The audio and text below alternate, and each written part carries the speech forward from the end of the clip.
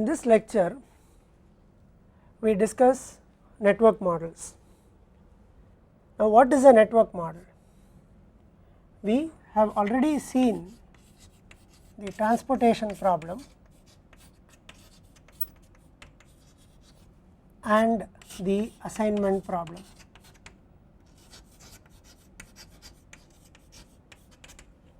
Let us take the transportation problem first.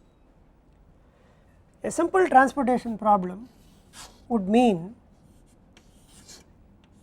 we may have 3 supply points,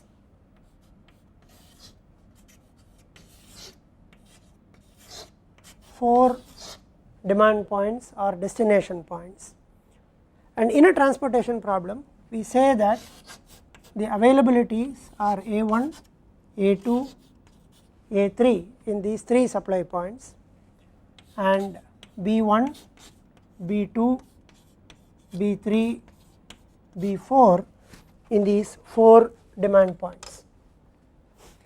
We also have a cost of transportation which is given by Cij, which is the cost of unit transportation from I to j.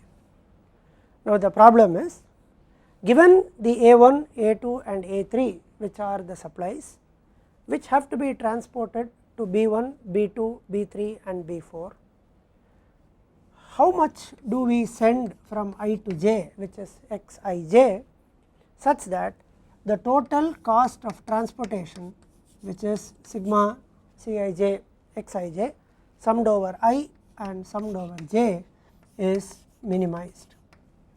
Now, this is a transportation problem, and this is an example of a network problem, because we have represented the problem on a network. In this transportation problem, we assume that each of the supply points is actually connected to each of the requirement or destination point. Now, this is the graph or the network that represents the transportation problem, and in fact we have already seen this earlier in the fundamentals course. We have also seen a similar representation of the assignment problem. So, then what are the network models?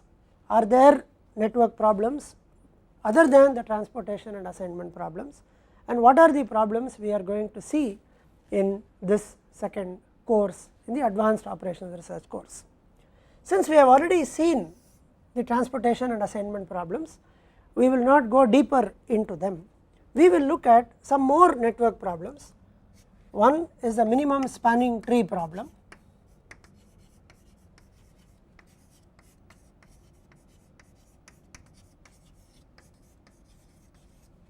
We will see the shortest path problem.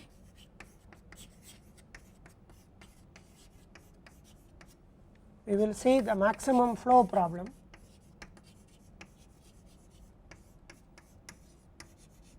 And we will see the minimum cost flow problem.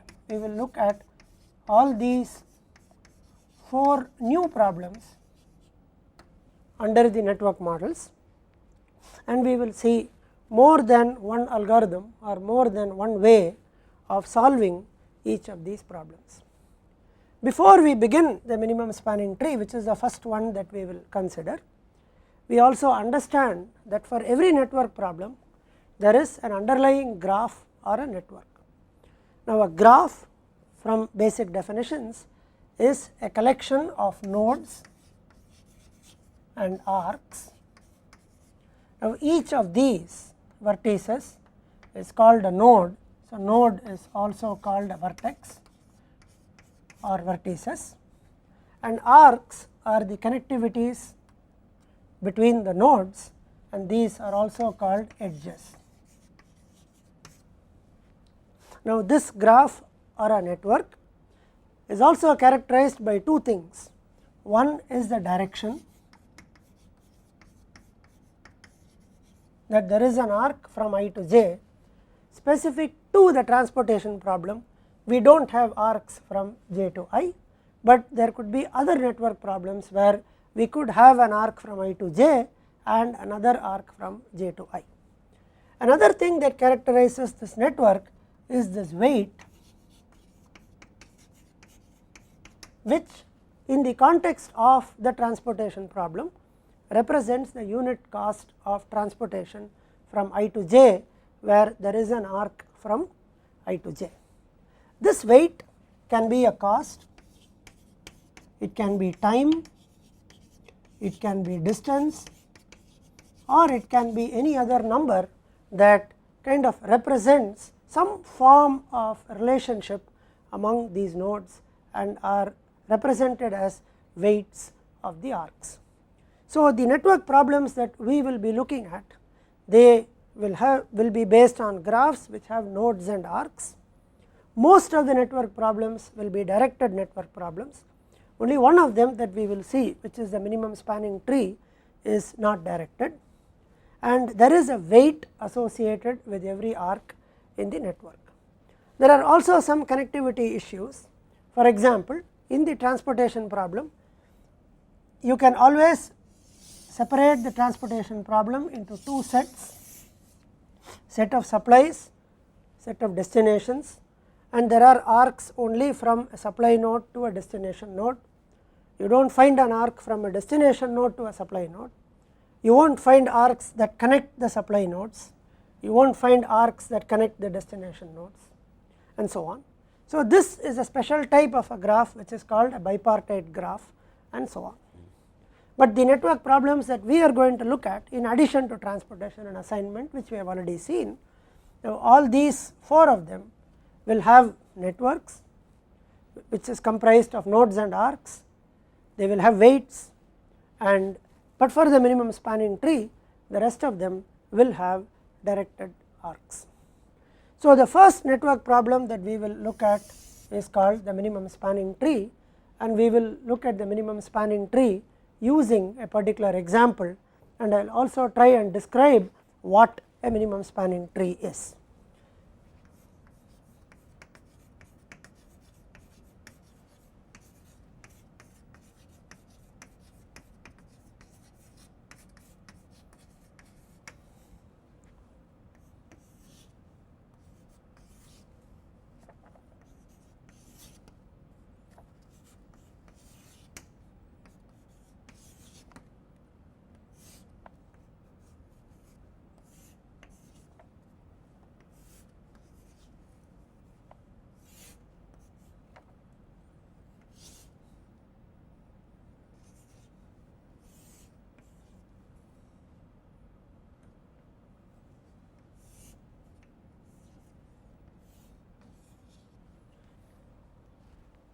Now, let us consider this network. This network has 5 nodes or vertices, which are 1, 2, 3, 4 and 5, and it has several arcs that connect these nodes or vertices. For example, 1 to 2 is an arc. Now, each arc has a weight. For example, arc 1, 2 has weight equal to 5, arc 2, 3 has weight equal to 7, and so on. This network is not directed, there is no specific direction saying that the arc is from 1 to 2. Now, this 5 would mean it simply means that 1 and 2 are connected. So, it would represent both 1 to 2 as well as 2 to 1. Now, what is the minimum spanning tree problem? But before we get into the definition of what is a minimum spanning tree, I will also have to define what is a tree, what is a spanning tree, and then what is a minimum spanning tree. So, we will do all of them right now. Now, let us consider few simple graphs and try to understand the concept of a tree. Now, let us look at this graph, which I call as, say, G. Now, this graph that I have,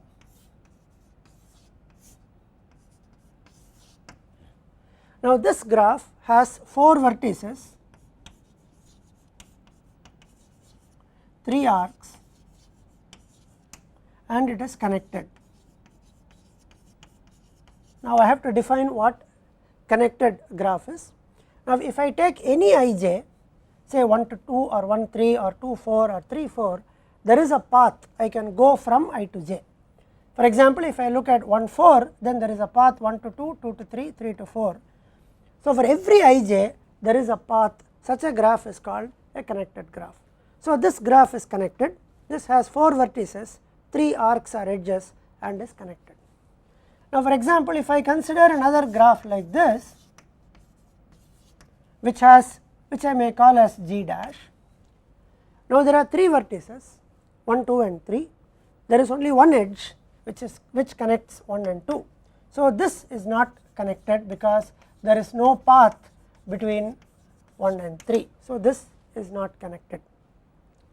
If I consider another graph like this 1 to 2, 2 to 3, 3 to 4 and again 4 to 1. Now, this graph has 4 vertices, 4 edges and is connected. It is possible to find a path from every ij on this. Now, this one is called a tree and this one is not a tree. So, what characterizes a tree? A tree in a given graph, a tree if it has n vertices, it has n minus 1 edges and it is connected, then it becomes a tree. Now, this is a tree, this is not a tree even though for n vertices it is connected, but it has more than n minus 1 edges. It is also obvious that for a graph to be connected and for the graph if it has n vertices, then for it to be connected it should have greater than or equal to n minus 1 edges and so on. So, now given these graphs we understand that this is a tree. Now, we get into other questions.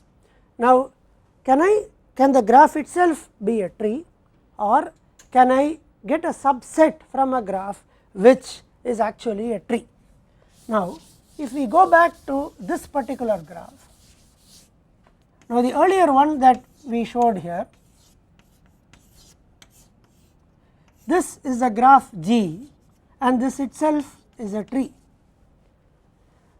Now, if I take a graph like this, say I call this as H, then I may get a subgraph from this.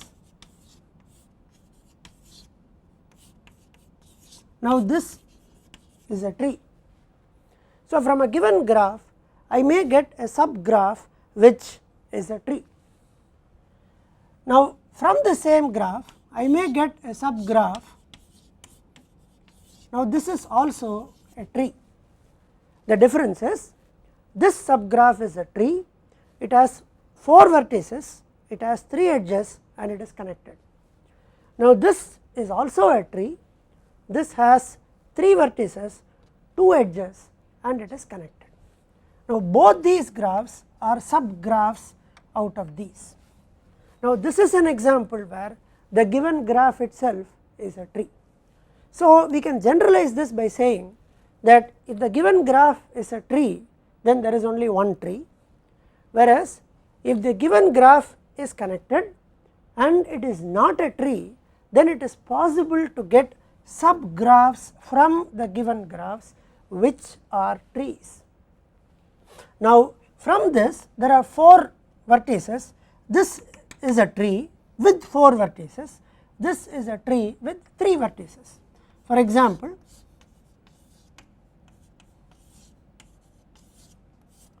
this is also a tree, sorry we did not have this, this is the given graph.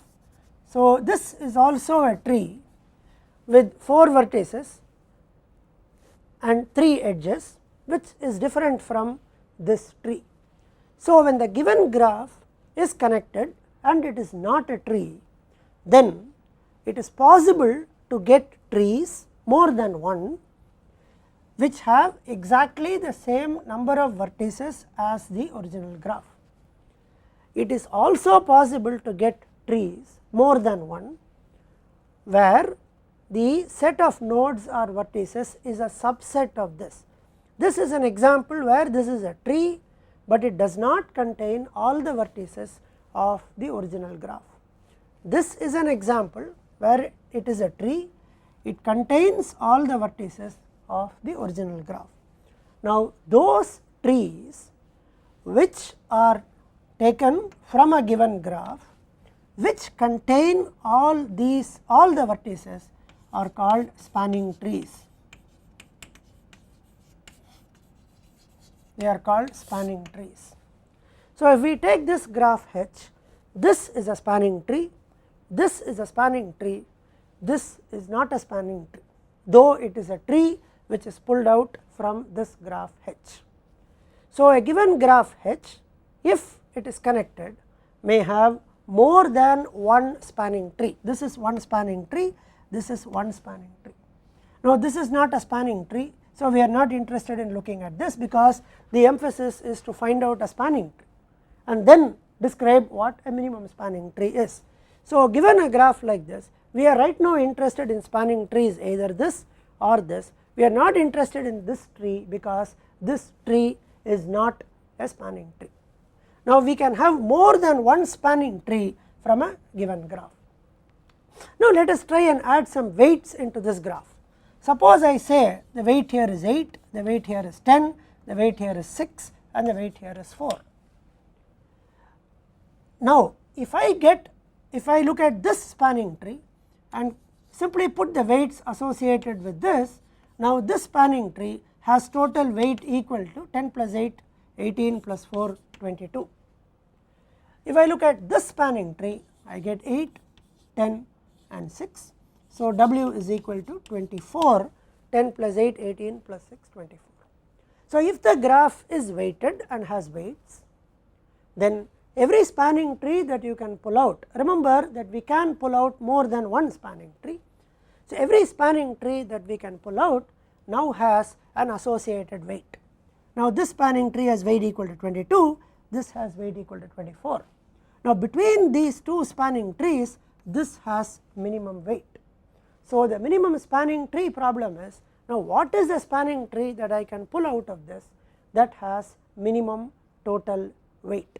So, given a weighted graph that is connected, now what is the spanning tree which has minimum total weight is called the minimum spanning tree problem, or more popularly called as MST problem. MST would mean minimum spanning tree. So, for this one we just picked up, evaluated two spanning trees and evaluated their weights and said this was better than this, but we do not know, or we have not shown at the moment that this is perhaps the best. Now, do we have algorithms which can give us the minimum spanning tree is the next question. So, we now go back to this graph which has 5 nodes. So, the question is to get another subgraph or a tree or a spanning tree which has 5 nodes, which has 4 arcs and it is connected, such that the sum total of the weights of the arcs is minimized. Then such a spanning tree is called the minimum spanning tree. Now, what we will do now is we will look at 2 algorithms which are very popular, which are used to get minimum spanning trees out of a given network. Now, these 2 algorithms are called the PRMS algorithm and the Kruskals algorithm. So, first we will describe the PRMS algorithm and then the Kruskals algorithm, but before that, to come back to the problem again, given a graph which is connected, find out a spanning tree which has least weight. Now, this graph has 5 nodes, so the spanning tree will have 5 nodes and 4 arcs. Now, what is the set of 4 arcs which will span across the 5 nodes, retain the connectivity, make it a tree such that the total weight is minimized. Now, that is a minimum spanning tree problem. Now, this problem is important for more than one reason. The minimum spanning trees in this course, we will find that this has a lot of use when we actually come and solve the traveling salesman problem or the TSP. Now, in practice, the minimum spanning tree also kind of represents the minimum length of wire that is needed to provide connectivity in this network. For example, if we go back to this as the network, now if we want to connect points 1, 2, 3 and 4, if we choose this configuration for connectivity, then we may require 24 units of length of the wire, whereas if we look at this configuration, we may require 22 units of length of the wire. So, we would obviously be interested in finding out the spanning tree with minimum weight such that minimum length of wire is used to connect these nodes. So, a minimum spanning tree finds applications in many connectivity problems. It also has applications and use, particularly when we solve the travelling salesman problem and other related problems. So, with this we go back and try to first do the PRMS algorithm and then the Kruskals algorithm to find out the minimum spanning tree.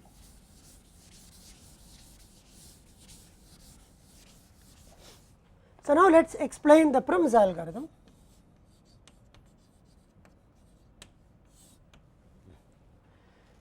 So, the first thing that we do in the PRMS algorithm is to find out that arc which has minimum weight.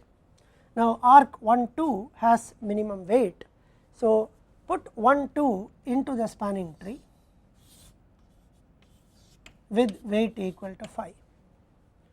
Now, there are 5 nodes or vertices. We have already put 1 2 into the spanning tree with minimum weight. Now, having put 1 2 into the spanning tree, we now separate the nodes into two sets. Set S1, which is the set of nodes 1 and 2 which are into the spanning tree, and set S2 which contain the rest of the nodes 3, 4 and 5 which have not yet come into the spanning tree. So, when we start the PRMS algorithm, we will always start with S1 equal to, the cardinality of S1 will be 2, because we start by putting that arc which has minimum weight into the spanning tree. So, that arc will connect two nodes always, because in any network problem an arc connects two nodes. So, this arc 1 2 has connected nodes 1 and 2.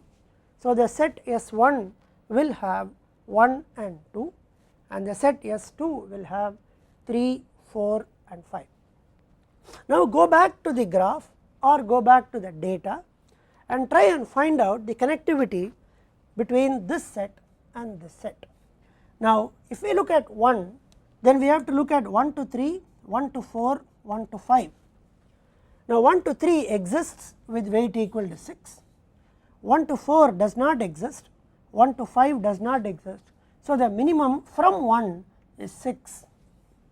Similarly, look at 2, 2 to 3, 2 to 4, 2 to 5, 2 to 3 exists with 7, 7 is bigger than 6, so keep 6, 2 to 4 is 8, 8 is bigger than 6, so keep 6, and 2 to 5 is 6, which is equal. So, you could either take 2 to 5 or you could take 1 to 3.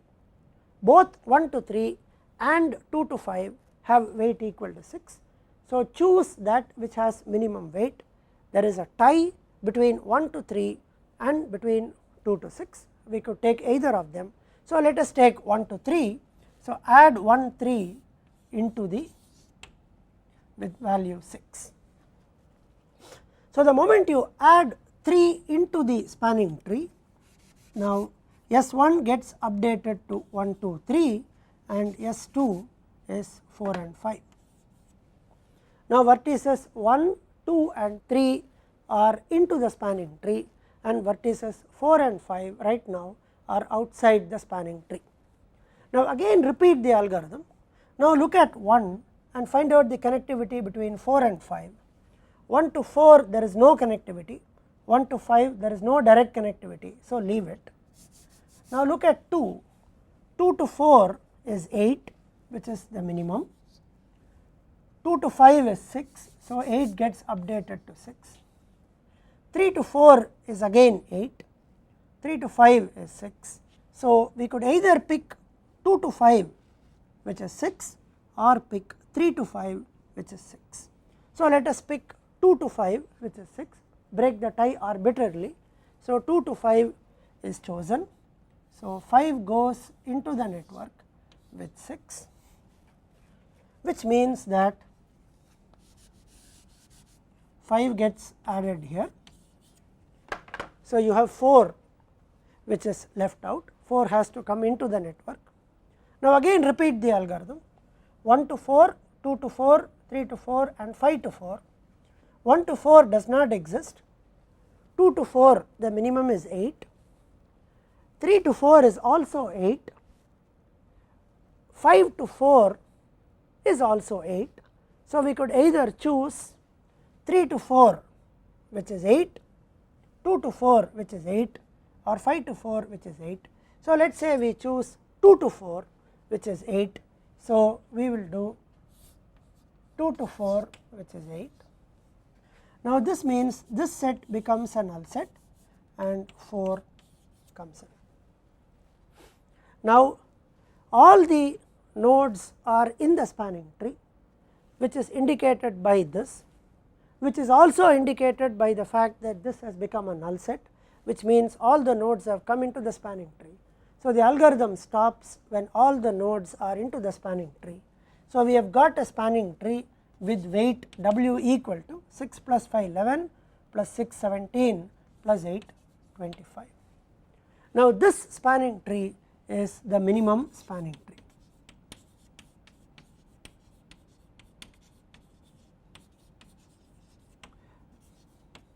It is a minimum spanning tree, because we also realized that as we proceeded with the algorithm, we found several places where there was a tie. For example, the last one that we entered 2 to 4 was entered with 8. We also knew that 3 to 4 was 8 and 5 to 4 was also 8. So, if we had entered 3 to 4 instead of 2 to 4, we would have got another spanning tree, but with the same weight of 25. So, the PRMS algorithm guarantees a minimum spanning tree with minimum weight W equal to 25. There are some proofs for the PRMS algorithm, but right now we do not concentrate on the proofs, we concentrate more on understanding and learning the algorithm. I will also try and give you some results whereby we try and understand the proof of PRMS intuitively. Now, we go to the next one, which is called the Kruskals algorithm.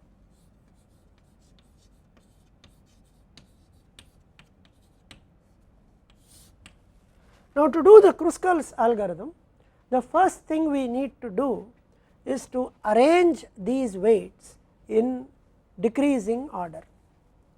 So, we have 3 arcs with weight equal to 8. So, we could start with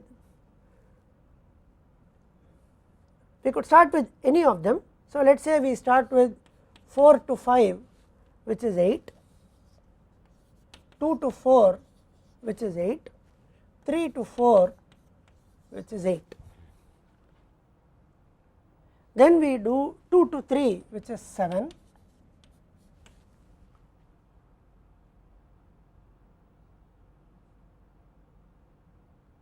then we do 2 to 5 which is 6, 1 to 3 which is 6 and 3 to 5 which is 6, and then we do 1 to 2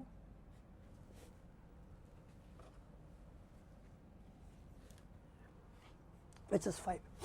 Okay. So, what we have to do here is we have to arrange them in increasing order. So, we start with 1 to 2 which is 5, and then we do 1 to 3 which is 6, 2 to 5 is also 6, 1 to 3, 2 to 5, 3 to 5 is also 6, 2 to 3 is 7, 3 to 5 is 8, 2 to 5, 3 to 4 is 8, 3 to 4 is 8, 4 to 5 is 8, and 2 to 4 is also 8. If we arrange them in increasing order, then we start from the first and move down. If we arrange them in decreasing order, then you start from the end. So, we arrange it in increasing order or non-decreasing order to be precise, such that these values are greater than or equal to the previous ones respectively. Now, in the Kruskals, start the Kruskals with the first one, which is 1 to 2. So, we start with 1 to 2 with weight equal to 5. So, this is done. Now, go to the next one, which is 1 to 3. So, put 1 to 3 with value 6. Now, 2 to 5 is 6. So, create 2 to 5, which is 6. Now, look at the next one, which is 3 to 5. Now, if I put this 3 to 5 equal to 6, then what happens is I am completing a circuit. Therefore, I cannot have a tree. A tree should not have a circuit. So, adding 3 to 5 is going to create a circuit. So, do not add 3 to 5. So, ignore this. Now, go to the next one, which is 2 to 3. Similarly, if I add 2 to 3, I create a circuit. So, tree should not have a circuit, therefore, avoid 2 to 3. Now, go to 3 to 4. Now, 3 to 4 is fine. So, you could have 4 is somewhere here. So, you could write 3 to 4, which is like this with value equal to 8. So, this is done. Now, at this point, we have actually added 4 arcs into this, and we have also made sure that we do not create a closed circuit in the graph. So, when you do the Kruskals, the moment we have added n minus 1 arcs, which is 4 arcs in this case, the algorithm stops, and this is a minimum spanning tree with weight equal to 6 plus 5 11 plus 6 17 plus 8 25. Now, you realize that the minimum spanning tree obtained by PRMS and obtained by the Kruskals algorithm both have the same minimum weight of 25. The difference, of course, is that the spanning tree is different here and the spanning tree is different here. Here we have taken 3 4 with weight equal to 8, here we have taken 2 4 with weight equal to 8. Now, to go back to Kruskals again, sort the arcs or edges in increasing or non-decreasing order as shown here. Pick them one after another and put it into the spanning tree with the condition that the property of a tree is maintained as we put it along. To redo this, you could start with 1 2, which retains the tree property, 1 3 retains the tree property, there are 3 nodes, 2 arcs, it is a tree, 2 5 retains the property, there are 4 nodes, 3 arcs and it is a tree, 3 5 is not added because by doing so I do not get a tree, I have 4 vertices and 4 edges, so it is not done, 2 to 3 is not done, now 3 to 4 is included. I have 5 vertices, 4 edges and it is a tree. So, at the end when we do the Kruskals, the moment n minus 1 arcs or edges are added into the spanning tree, the algorithm terminates and gives us the minimum spanning tree.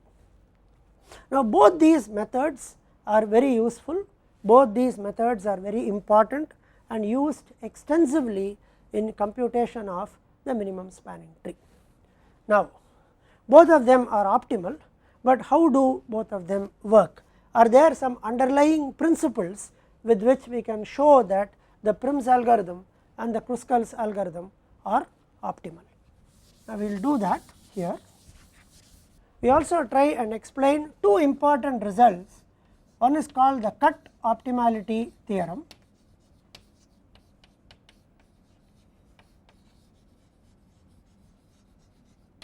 and the other is called the path optimality theorem.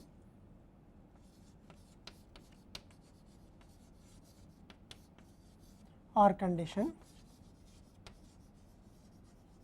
Now, what does the cut optimality condition say? It says for every tree arc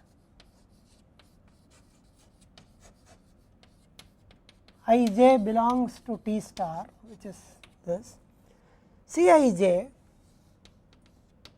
is less than or equal to Ckl for every Kl in the cut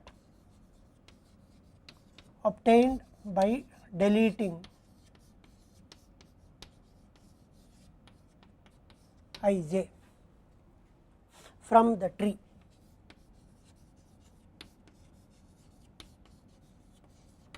Now, let us apply this cut optimality condition into the spanning tree that we obtain here. So, for every Ij which belongs to T, which means if I take this Ij 2 4 belongs to T. Now, what does the cut optimality condition say? If I remove this 2 4 and this 8, it means I have a cut, which means the tree is cut into 2 portions or 2 pieces. One portion is this and the other is this. Now, if I want to make a spanning tree from here, it simply means that I have to either add 1 4 or 3 4 or 5 4 into it, because I have already removed 2 4, or I might say even I would like to add 2 4 as well. So, I can make a spanning tree from here by adding 2 4 or 5 4 or 3 4 or 1 4. Now, the fact that I have added 2 4 is because C2 4 was less than or equal to any other thing that I could have added to make this. What are the other things I could have added? It is either 1 4 or 3 4 or 5 4. Let us go back. 1 4 does not exist, therefore, C1 4 is infinity. So, C2 4 8 is less than or equal to infinity. 3 4 was 8, so 8 is less than or equal to 8. 5 4 or 4 5 is 8, 8 is less than or equal to 8. So, we observe that this 8 that we added actually satisfies the cut optimality condition. For example, if we remove this, then you realize that the tree is now split into 2 trees, and now to make it a spanning tree I have to add either 1 2 or 2 3 or 2 4. 2 4 is already there. So, we could either add 1 2 or 2 3 or 1 4 or 3 4 or 1 5 or 3 5. So, if you take this,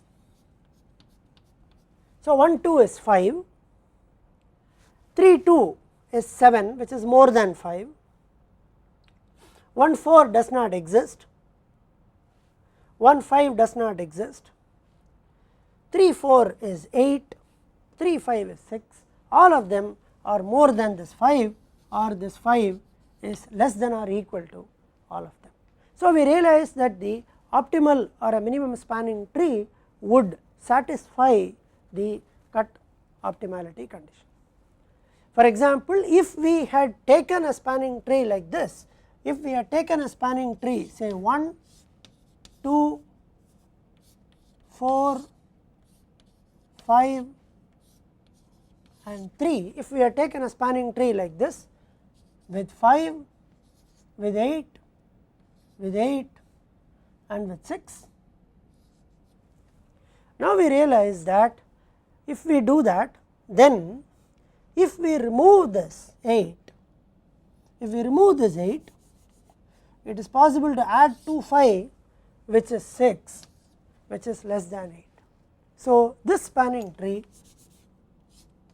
is not the minimum spanning tree, whereas if we take this spanning tree, we realize that this satisfies the cut optimality condition, and therefore, it is a minimum spanning tree. Now, we look at another one which is called the path optimality condition. And what does it say? It says for every tree arc, for every non-tree arc KL, Cij is less than or equal to CKL for every ij belongs to T star. Now what does this mean? Now let us try and explain the path optimality condition using either this or this. Let us go back to this and try and explain. Now let us consider a non-tree arc which is say 2 to 3. Say 2 to 3. So 2 to 3 is a non-tree arc with 7. So for every non-tree arc KL, which is 7, every tree arc that lies in the path between 2 and 3.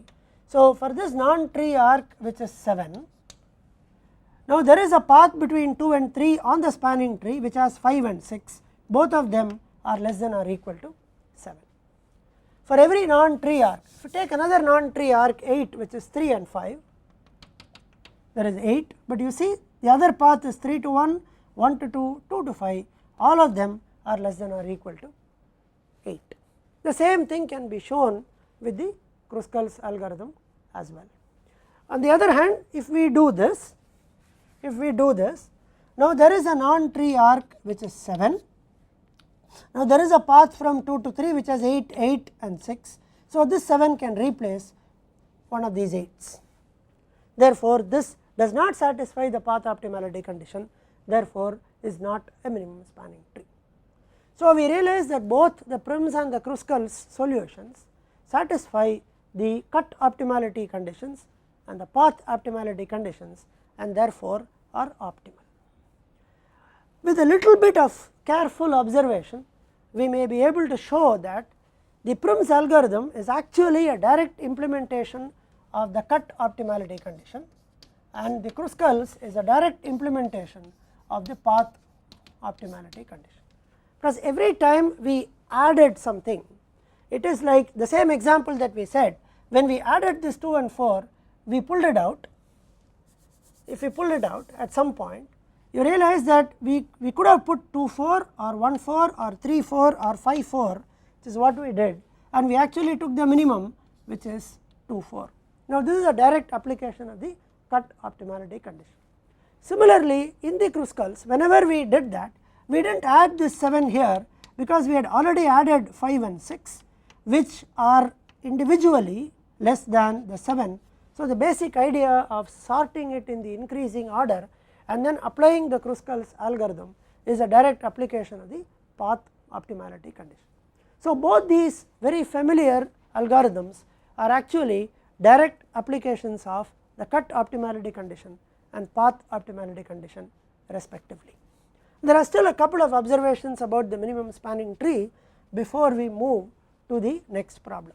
Now these observations are like this. Now in every time when we apply the PRMS, we always keep building trees. For example, you start with 1 and 2, and then we added 3, there was a tree, and then we added 5, which is again a tree, and then we added 4, which is again a tree. So we keep adding trees, adding arcs to existing trees such that the tree property is maintained throughout. So PRMS algorithm is like what is called a single linkage clustering algorithm. So it is like a single linkage algorithm. At every stage we add a link into the tree to make the tree slightly bigger. Now the Kruskals on the other hand is slightly different from a computational point of view. In the Kruskals we have to first sort it in the increasing order. Secondly, every time you consider an arc, for example when you consider this arc we added, when we considered this arc we did not add. So we have to check that every arc that we consider does not result in a circuit or in a closed loop. So that needs to be done. The other thing that happens in the Kruskals is that we may get into a situation where halfway through the algorithm it may be possible to have something like this, not in our example though, in some other example it may be possible to have something like this. Now if we see this carefully, all the vertices are there, but we have 3 arcs, and then there are 2 trees which somewhere later will be again combined into a single spanning tree. Now halfway through we may get a solution like this. Now this kind of a thing is called a spanning forest. All the nodes are here, but you still have not got a spanning tree. You have fewer edges into the spanning tree and you have like a collection of trees. So it is like a forest. Now this is useful particularly when we solve the grouping problem or we solve a clustering problem. So the Kruskals way of doing the minimum spanning tree can lead us to a spanning forest, which could actually give groups if we are looking at minimum spanning tree as a way to solve a grouping problem. So that kind of brings us to the end of the discussion of minimum spanning tree.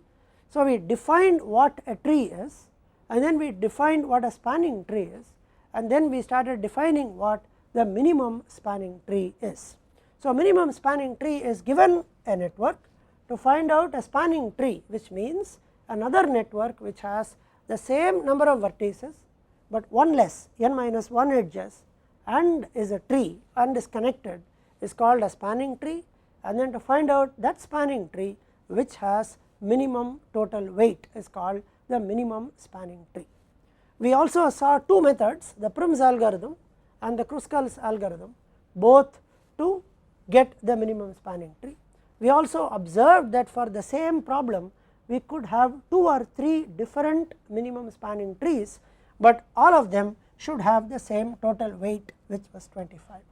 We also saw the 2 important conditions, which is the cut optimality condition or cut optimality theorem and the path optimality theorem, and we explained or illustrated the theorem on both these solutions. And we also said that PRMS is a direct implementation of the cut optimality condition and Kruskals is a direct implementation of the path optimality condition. Now we get into the second network problem, which is the shortest path problem. Now let us describe the shortest path problem with a particular example.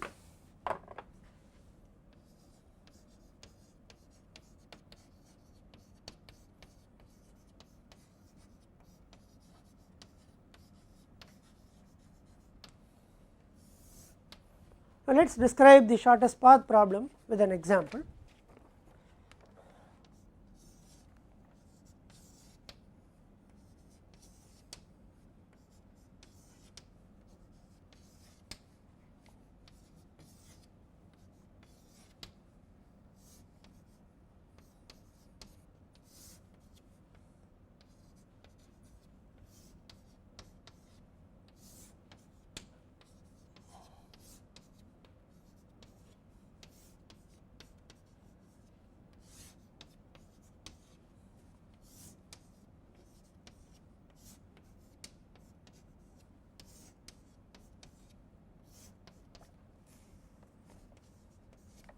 So let us consider this network. Now this network has 7 nodes, it has several arcs, and we are interested in finding the shortest path from 1 to 7. Ordinarily the nodes will be numbered such that 1 is a starting node and the highest node number will be the destination node, or there can be situations where explicitly the starting and the destination nodes can be provided. For example, one might say that I would like to find the shortest path from 1 to 5. Now in this case we are interested in finding the shortest path from 1 to 7. So in a shortest path problem, the network is given, the weights are given. These weights, as I said, can be cost of travel from I to j, or time taken to travel from I to j, or distance from I to j. So correspondingly the problem will be the least cost path from 1 to 7, or the least distance path from 1 to 7, or the least time path from 1 to 7. Now let us try and first solve this with an algorithm and then try and explain the goodness or the optimality of the algorithm by starting with an OR formulation of that problem. So first let me just describe the algorithm and then do the formulation later to show that whatever algorithm we see here is actually optimal. A very simple algorithm would be to say that we start here at time equal to 0. Now from node 1 we can reach node 2 with time equal to 15, and from node 1 we can reach node 3 with time equal to 20. 20 being more than 15 or 15 being less than 20, we may choose to reach 2 first at time equal to 15.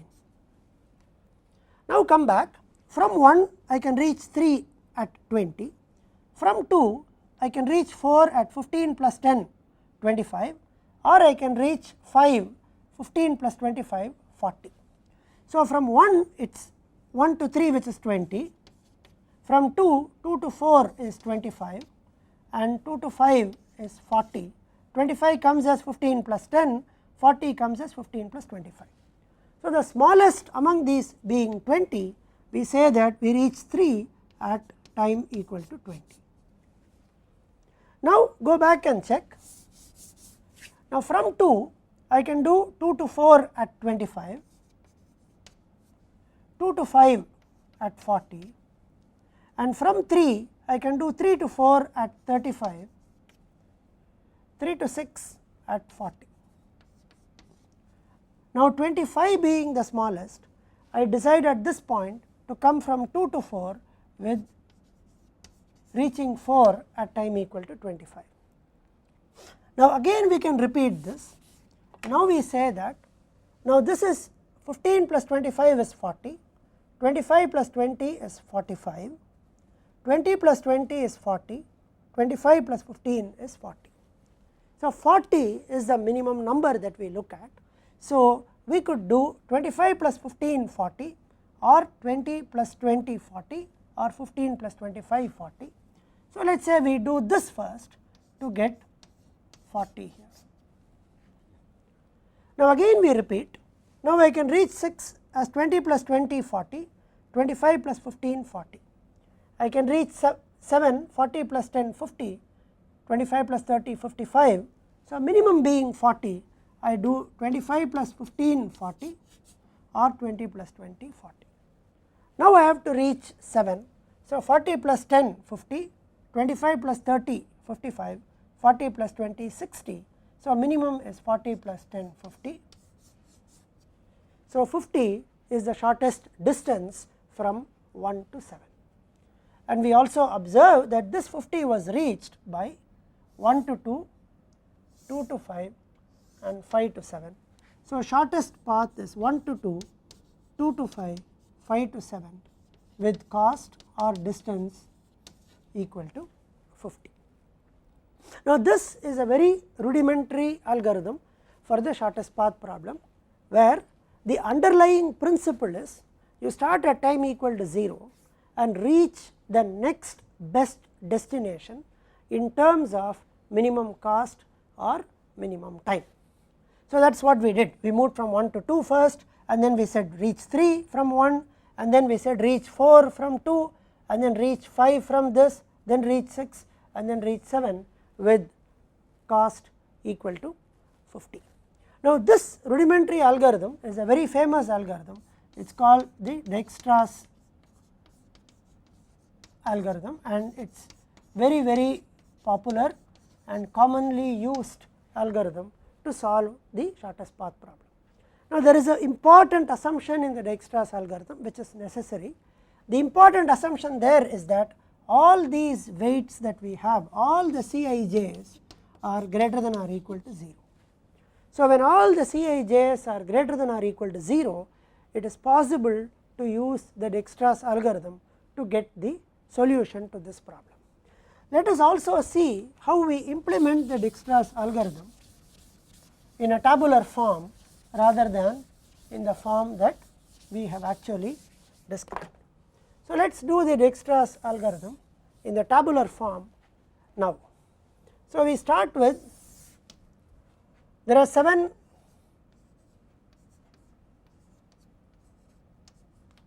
nodes. So, we start with 1. So, we start with 1 here. Now, 1 to 2 is 15 and 1 to 3 is 20. The rest of them are not connected at all. So, now take the minimum of them and label it as 15. Now, come here. Now, this is the labeled one. So, 2. Now, from this 2 you could go to 4, 15 plus 10, 25. 25 is less than infinity. So, put 25. Now, 2 is labeled at 15. So, you could reach 5, 15 plus 25, 40. 40 is less than infinity. So, put this, and the rest of them remain as dash, and 1 to 3 remains as 20. Now, if you go back and see that we could label this as the one which has the unlabeled one with minimum weight. So, label 3 and get 20. Now, come back to this, we are at 3. Now, this is the labeled one. Now, from 3 to 4 is 20 plus 15, 35. 35 is more than 25. So, retain at 25. Now, 3 to 6 is 20 plus 20, 40. 40 is less than infinity. 3 is not connected to 5. So, the same 40 will remain, and this goes.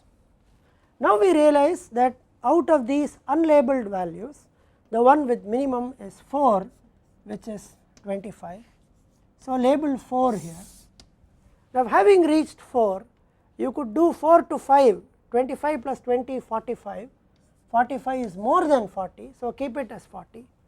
Now, 4 to 7 is 55 and 4 to 6 is 40.